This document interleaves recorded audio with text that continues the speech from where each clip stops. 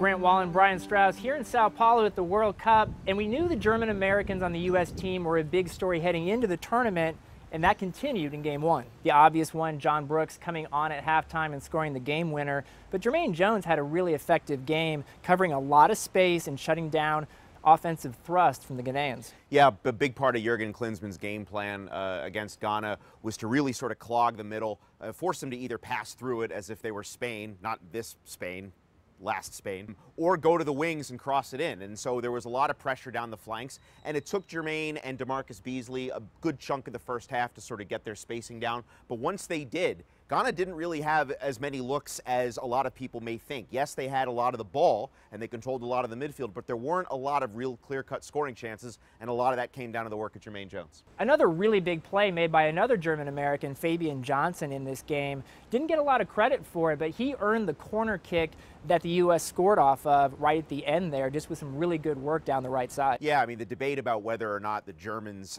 the German-born players have the understanding, the mentality to play for a U.S. national team that in the past has been so revered for those things, I think was answered by that play as well. Not only Jermaine Jones's effort, but Fabian Johnson toward the end of the game, when maybe you want to sort of lock it down and back and play for the 1-1 draw. No one really would have blamed him for that. He's pushing forward, overlapping, pressuring Ghanaian defenders, and winning a corner kick in the 86th minute that leads to the eventual winner. That is, I guess, as the American Outlaws would say, that is a belief that they will win. Jurgen Klinsmann making some controversial picks for his 23 before this tournament, but so far he's been vindicated. He has, and let's remember, not every German American made the team. Terrence Boyd, Danny Williams, but the guys who played against Ghana, there were questions about whether Jermaine Jones had the discipline to limit his role, and he did. He played mostly defensively. He supported Kyle Beckerman. He backed up Michael Bradley. He helped out DeMarcus Beasley. Obviously, Fabian Johnson, there were talks about whether or not he'd play in midfielder and back.